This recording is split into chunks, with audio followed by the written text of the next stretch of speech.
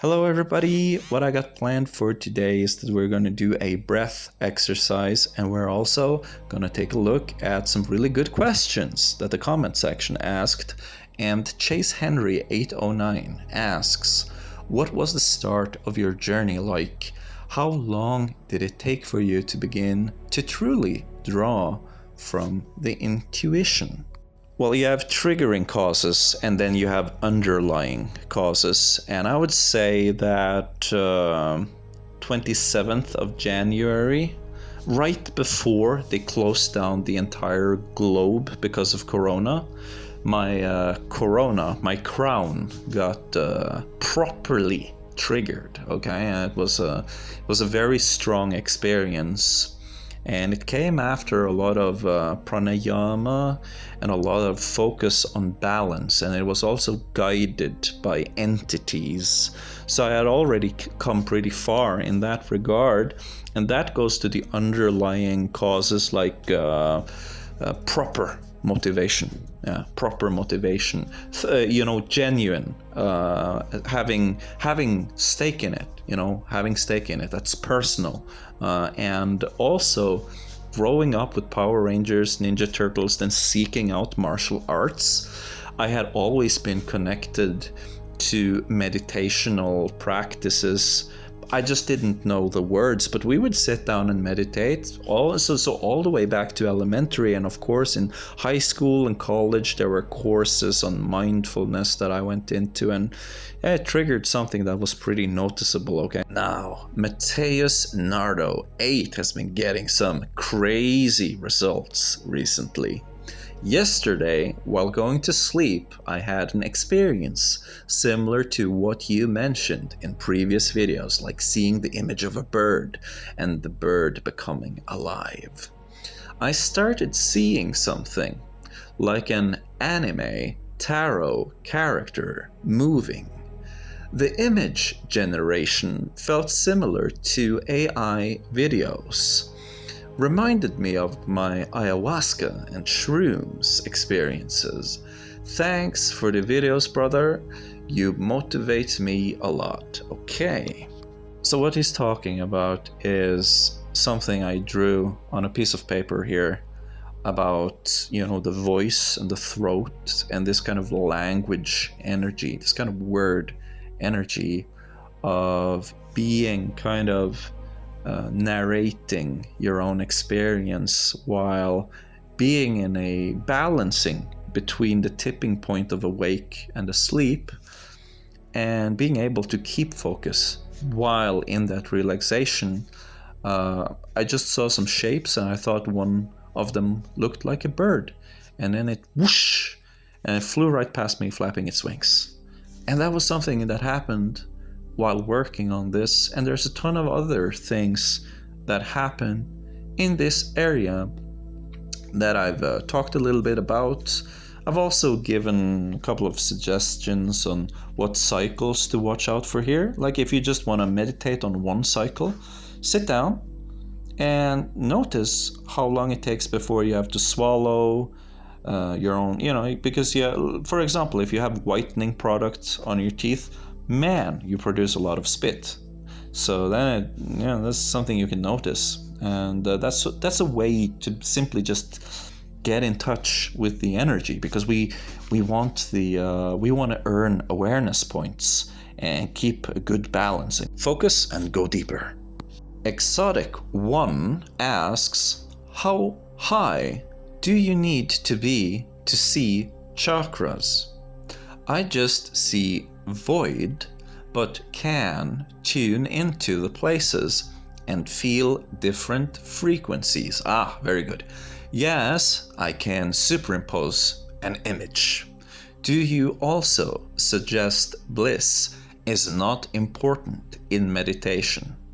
Also, how do you think heart chakra is connected to love, and why do you prepare everyone for mental facility? They have no idea about Kundalini properly. So how is that a good idea? Yeah, preparing you for that mental facility, that Chad delusion, that sweet flavor. But my point is, you got to be prepared. If you feel it's coming on, if it's just laying there and ready to bounce on you, how many stories and reports from people on YouTube are like, it came at a bad time, and it kind of turned my life around, and I was not prepared for that. So you don't have to go down that road. You can be prepared. And if you have an ashram, if you have a nearby Buddhist monastery, just keep a foot in the door. Just hey, I came to give you some food, and I just want to hear you talk about that Dharma. Just happen to be in the neighborhood, and then when it happens, you can go there. If you don't, but if you don't have it, you have to use something else. Now, for meditation objects, bliss can be a meditation object. You just focus in on that little bliss you have, and it gets bigger and bigger and bigger.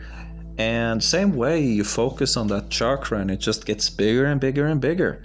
And in both cases, it's like it's cool and stuff, but you're probably a little bit more advanced than being so basic that if you meditated, say you did both.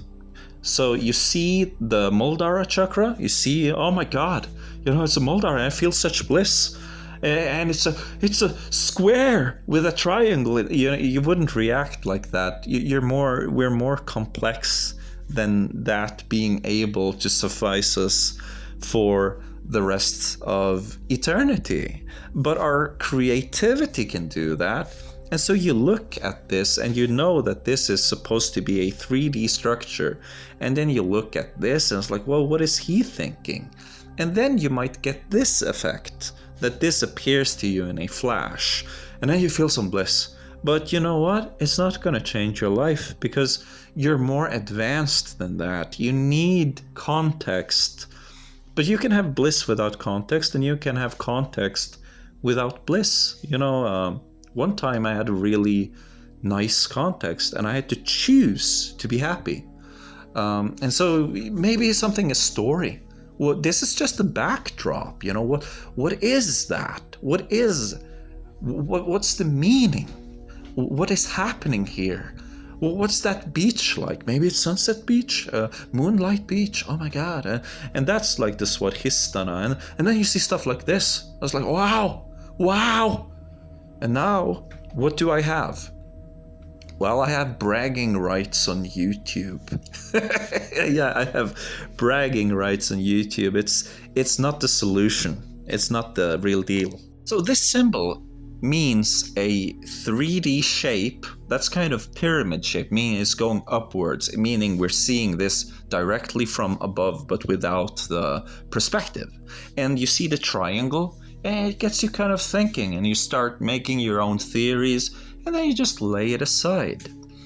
And then I would also add, like, looking up the original source in Sanskrit and hearing what this is supposed to look like. And you can get that from the Sanskrit channel. Very helpful, very nice, very cool. And maybe you don't think about it that much, but you're doing the seeding mantra while meditating, and you're getting very deep in that relaxation, like he talked about, where you can start seeing things, and maybe you say, oh, that looks like that one, or that looks like this. Or maybe you don't say anything and it's just resting there, in the back of your head, thinking about it.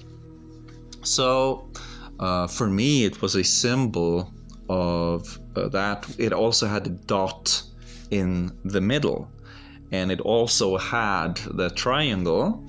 And otherwise than that, it was, just the Ajna Chakra symbol, and that was what I was working with. So one day I did the gateway experience, and I felt that somebody lingered in my room, and I saw this thing moving about. And then here, this is something I've seen.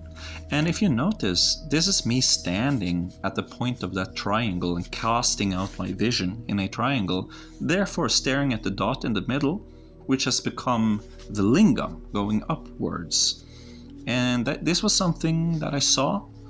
And for me, this has, of course, made a representation of, in my mind, what this should look like, which is something like this, and those petals are spinning around, right? But these are outer teachings, these are outer teachings. Outer teaching is basically just like your map editor teaching you the basics of how to get your mind working and seeing things. That is important, but it's what you do with it. Now, inner teachings. This, maybe you recognize this chakra. It's a part of a larger yantra that you could... if you see it, you probably won't recognize it. It's so old. This is very long ago. But there was this fantastic vehicle that when it reached 300 miles per hour, you would see some serious shit. And, it's an old legend. And it even had a fantastic song that I would pump myself up with before breaking my deadlift record. But it's all forgotten now. You can turn a outer teaching into a inner teaching. Like maybe in the cave of the Muldara pool, you found something that you really needed. It was there, it's like in a dungeon you find the key item, it's gonna, my god, it's the Vajra, what does it do? It's the best. What does it do? It's the best. It's gonna allow me to learn fantastic things. If you can connect this process to stuff that you did in your childhood, it's gonna hit you super deep. But, it's of course great to be seeing patterns and to be having effects. These are milestones. I don't want to belittle, but the inner teachings, oh my God, the inner teachings, they're gonna fill you with even more bliss than you could possibly imagine. And then you wanted to hear my perspective on how love is connected to the heart chakra. And it's a huge misunderstanding, man. That's just desire. You're feeling lust, and that's bad, okay? Very bad. So when you feel desire, and you shouldn't be feeling desire, what you do instead is that you look at the moon. So you look at that. That's the moon. Actually, there's a way to reverse this kind of energy into like very powerful, potent, spiritual Vajra energy if you use the Vayu mudra. So form the Vayu mudra with your hand and place it on your lips and lick it. And just around and then in the center. And just think of the mantra, this tastes as Vajra Yogini. This tastes as Vajra Yogini. And this should create an experience that is like, oh my God, this is how shameful to be lustful like this. I shouldn't do this. I'm a good monk. Yeah. So anyways, let's do some work. Look at the center. Look at the center here. Yeah. This is the heart chakra, right? You're looking in the center. So whatever you're thinking of, it's not that, it's the heart chakra. Do you remember the seeding mantra that's in the breath? Just a very relaxed hung, like inwards is the most usual, but you can go both ways. Just remember hung and awareness of the heart area. Keep looking at the center now. Yam. Look at the white dot at the center. Yam. Okay? Lam, vam, ram, yam. Yeah? And I will tell you a story about colors. I went outside, looked at the sun, closed my eyes. I saw cyan first, then white, fading into yellow, fading into magenta. Right? We're now going to give your cleaner a bunch of options on what to do, but it's going to have to probably make about 3 different colors. So close your eyes now. And keep your eyes closed, relax, and try to find that center point again and see if you get different kinds of colors appearing on your after image, and be aware of them. It's like, so this is the way you make this color. So this is I see you like that color very much. You stick to that one. Now open your eyes. Look at the center. Look straight in the middle of that center and hum in the breath. Hum. Make vibrations using your breath at the throat area. Breathe through your mouth. Get that whole throat area going. Yeah. Get your awareness over at your throat area. And we're now going to make a switch to just hum here. Right? This is the Indian system. Notice that all these colors are very similar, but keep looking at the center. Keep looking at that spot in the center. Yeah. All of these colors are very similar, yes, but keep looking at the center. So now when it cleans it up, what is it gonna do? What colors are we gonna see? Keep looking at the center, keep looking at the center. Get a good quality data. That's what we're gonna get now. So keep looking at the center. Yes, these colors are all very similar. So what is it gonna do now when it's gonna fade it to black? What colors is it gonna use? And these are purely inner teachings. This is, hey, just because I looked at the sun and the colors disappeared in a certain order doesn't mean you will. Now, close your eyes and see those colors. See those colors. What colors is it making? Figure it out, you know? Maybe it's different colors. Maybe they're the same. You know, I cannot tell. I'm not you. You have to figure out these things yourself and be grounded in that so that you don't become like, you know, a pushover, a doormat, a bitch. That's not what you're here to do. You're here to succeed. And some of the answers, you're on your own, man. You have to figure it out.